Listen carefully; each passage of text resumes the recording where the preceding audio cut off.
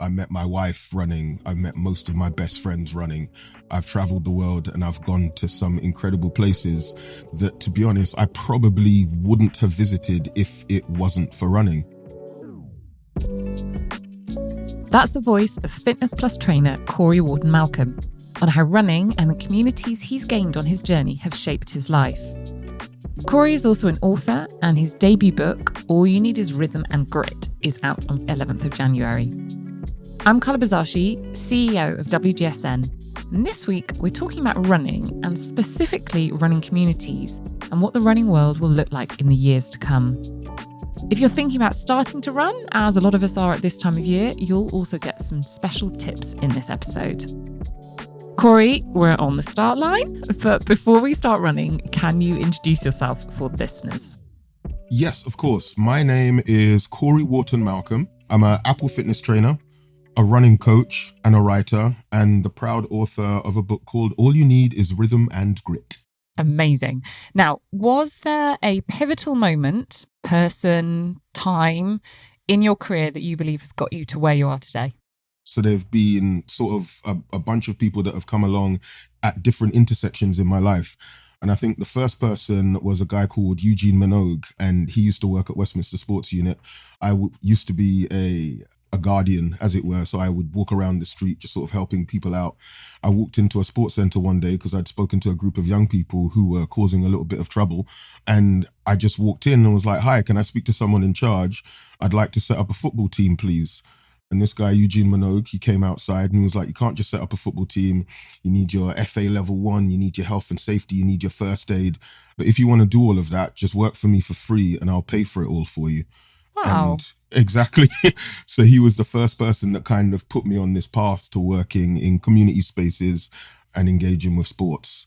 And then after that, it was a young lady called Patricia Fairclough. That was the first sort of community sports course that I did. And it was called the Community Sports Leadership Award. And that opened my eyes up to a different way of coaching. It made me a little bit more humble, a little bit more gracious. And then I guess one of the final chapters was meeting a guy called Charlie Dark, who introduced me to a completely different world, tying community, creativity, poetry, writing, music, all the kind of things that I was into. And that is probably the biggest pivotal moment that changed everything. A guy called Charlie Dark. So what was the trigger that made you fall in love with running? So the trigger was once again manyfold, but the first thing that really got me interested in running was I went to go and watch the London Marathon. A friend of mine who actually worked with at Westminster Sports Unit, a young lady called Samantha Bell, she sort of came into our office and changed all of our habits. So instead of eating sweets, chocolates, etc., kebabs, she was like, "No, we should eat salads and all that sort of stuff." Back then, people frowned upon eating salads. Now everyone loves a salad. She said to me, "I'm going to run the London Marathon." And I was like, "Oh, amazing." And then me and all of the people in the office, we went to go and watch it. Now, I've been living in London my entire life. I'd seen it on television, but I'd never gone to see it in person. So I went to go and see it in person and I was like, this is amazing. Like, there are all of these people running, all different body types, all different sexes, different demographics, different ages, and everyone is so happy. Everyone's cheering for each other. And I was like, I want to be part of this. So I said to my friends, I'm going to run next year. They laughed. And I was like, even if I wasn't serious then, now I'm serious. I'm going to prove these people wrong. I'm going to prove these people wrong. So I ran it the following year. Worst experience of my life. A friend of mine who's a really big runner, in fact, she writes about it for a career. And I remember after she had finished her first marathon, she said she thought she was going to have this feeling of euphoria as she crossed the finish line. And she didn't. She absolutely hated it. And she was back again and again and again. And now she gets the feeling of euphoria, but she said the first one did not exist. It was horrible. You kind of go through this cycle of emotions throughout the entire marathon. And then when you cross the finish line, a number of things happened. As in, I've run a few of them. Sometimes I'll break down and cry. Sometimes I will be like, thank goodness that has finished. And there'll be other times where, I'm not saying you feel empty, but you kind of cross the finish line and you're like, oh, that's finished. That was a journey and on to the next one. But my first one, I cried and cried and cried. And I was like, I will never do this again. What a horrible experience. And then I woke up the following day and I was like, I must do better. And then signed up for another one. What is your advice to someone who has never run and is thinking about it, what should they do? They should find a comfortable pair of trainers or whatever it is that you want to run with. Find something comfortable to wear and literally step out the door. And whether you start off by walking for a minute, running for a minute, walking for a minute, running for a minute, or just getting to the bottom of the road, just get out there, breathe that good air. Or if you want to do it on a treadmill, like literally 1 minute on, 1 minute off. That's how I started. Like, just get to the bottom of the road, just get out there. But also understand that it may be terrible.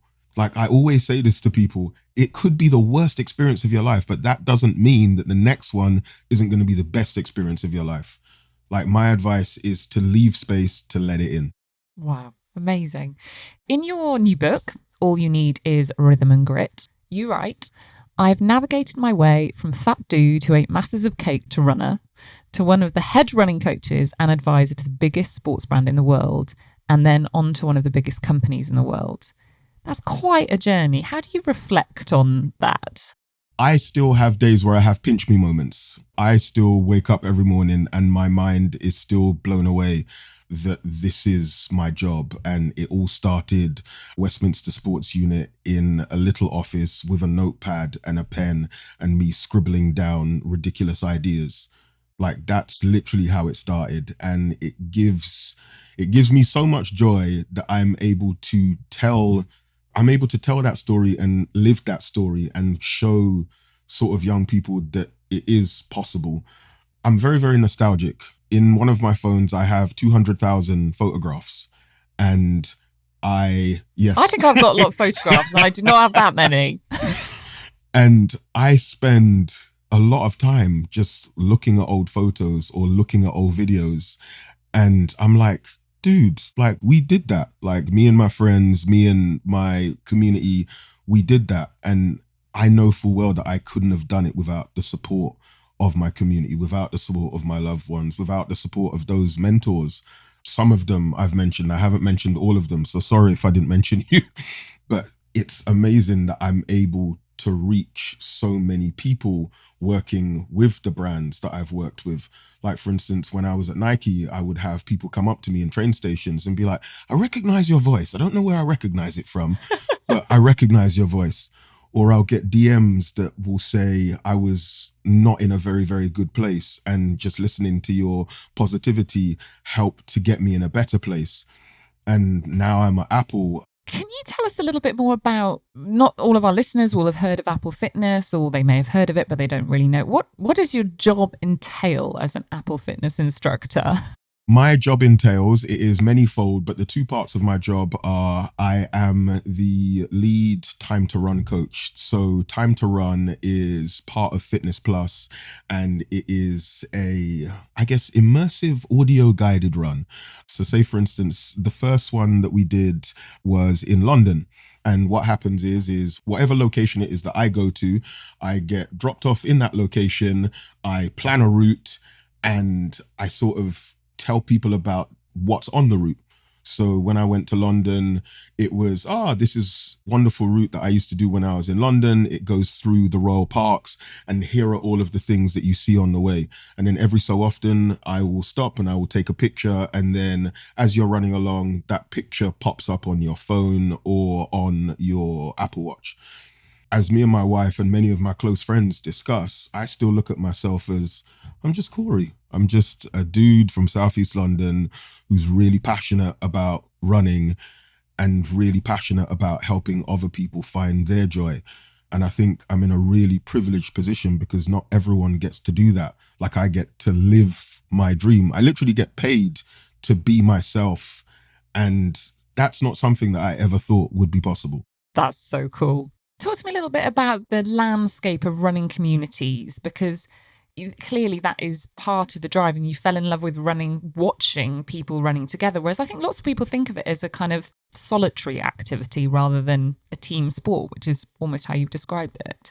Running for me is definitely a team sport, but I also want to highlight the fact that regardless of how many people are out there supporting you, regardless of how many people are out there running with you, when it comes to you being out of the road, it is just you in your head, and you have to work out different ways of managing you by yourself in your head when your community isn't there. But running is most definitely a big community team sport, because since I guess I found this beautiful, wonderful space back in sort of 2012, 2013, I have traveled the world and met so many amazing people. Like, I met my wife running. I met most of my best friends running. I've traveled the world and I've gone to some incredible places that, to be honest, I probably wouldn't have visited if it wasn't for running. I probably wouldn't have run the amount of races that I have run if it wasn't for my community. Because on the days when you kind of don't really want to run, or you don't want to travel to this place, you kind of just want to stay in bed, your team, your friends, your community are there to offer support. But it also works in the opposite way. Like, I love seeing the success of the people that have run with us, either from the beginning or they joined yesterday. But probably one of the most beautiful things about our running community is watching young people come into the space who have, I guess, feelings about community, feelings about running, feelings about the world. And you watch that change right before your eyes through the power of running. And that's not something that happens overnight. It's something that takes time. But watching like that little seed grow into this beautiful tree, it's amazing. There's something quite egalitarian about running. Like, you just need to get up and do it. You can do it with fancy shoes and you can do it with fancy kit, but you can just run. My brother-in-law barefoot runs. I mean, he's slightly alternative, but he doesn't wear shoes. It doesn't matter where he's running. He runs barefoot and is quite passionate about that. So, I mean, you literally can do it by just walking out of your front door. And that's amazing. And that's one of the things that I try and tell everyone. As when I started, I couldn't get to the bottom of the road. And all I say to people is that you just need to treat running like that. All you need to think about is getting to the bottom of the road, or to the next tree, or to the next car. Like, just pick a point and don't beat yourself up about either getting there or not getting there. I know that sounds weird. It sounds like I'm saying, oh, it's okay to fail. Well, it is okay to fail. But what I'm saying is there's nothing wrong with failing, because you've gone out and you've tried, and the next day you can try and get a little bit further. Yeah. Are running communities different to other sporting communities that you've got experience of? That's a great question.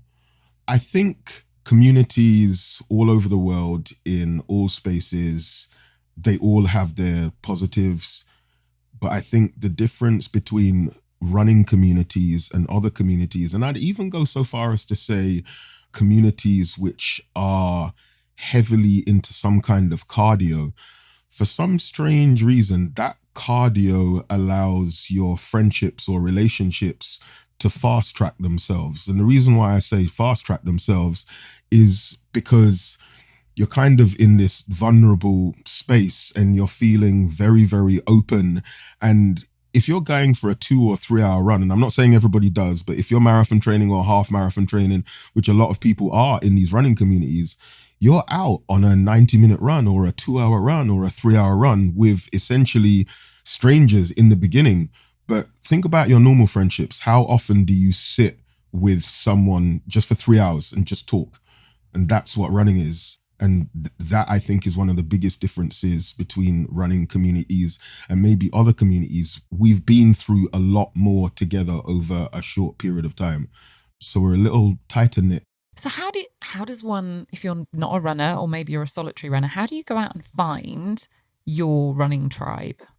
You go out and find your running tribe by being willing to be vulnerable, just putting yourself out there. As in, like, how I found all of my running communities is research and stumbling upon them. Like, say, for instance, the first running club that I joined when I first started, it was a running club called Dulwich Runners. And I was running solo for most of the time. And there was this hill that I used to climb in Sydenham called the Wedding Cake. And I always used to see this running club, like, just flying up there. And they were always so nice and positive. They were like, oh, hey. And I was like, oh, who are these people, like, killing me as we run up this hill? And then I kind of saw their shirt and I was like, oh, cool, Dulwich Runners. And I literally researched Dulwich Runners and I was like, oh, let me drop them an email, because that was way back then. But now it's so much easier. You just go onto Instagram.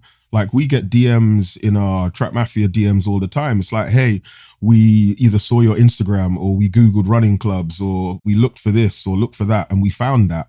And we have it all the time. People will come down, they'd be like, oh, hey, we're here for the first time. And you welcome them and they either come back or they don't come back.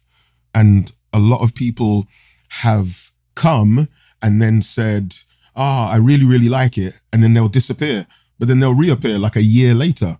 And that's the beauty of running. Like, you've sowed a seed or something there exactly. that they can't quite forget. That's really amazing. Okay, I'm going to go back to more fun topics now, and we're going to try and get to know you a little bit better. So these are the recurring questions I ask all my guests. Don't think too hard, just first thing that comes into your head. When are you happy? Oh, when I'm breaking bread with my family. Nice. What is your worst characteristic? Probably messiness occasionally. Would your partner agree with that? Yes. Yeah. So she would agree, but she would caveat that it's more disorganized than messy. As in, I know where the thing is in the pile. It just so happens that the pile exists. Right, okay. Movement is medicine. What's your response to that statement? Facts. A beautiful way to heal the body, as it's helped to heal both my head and heart. What time of day is your favourite? First thing or last thing? Okay. Any reason particularly for those times? So first thing, there is no one around and it's really, really quiet. Last thing, it's really, really dark and really, really quiet. As in, so when I first started running, I used to hate running in the morning. I would run around midnight when nobody else was out there. And first thing, because most mornings I get up and watch the sun come up on the balcony. What is the last song you listened to? Probably Laps by Getz. What is the theme of your current daydreams?